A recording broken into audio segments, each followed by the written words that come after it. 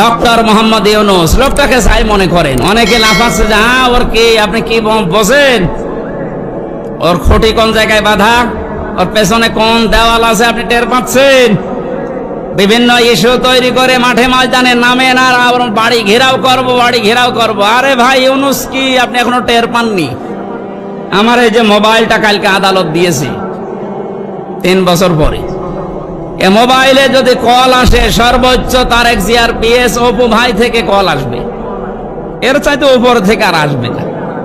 উনি আমার সাথে 3 বছর ছেলে ছিল, একটা পরিচয় আছে, তারেক জিয়ার পিএস অপু, নাম শোনেননি? উনি হয়তো কল দিতে পারে, খুব ভালোবাসে আমারে।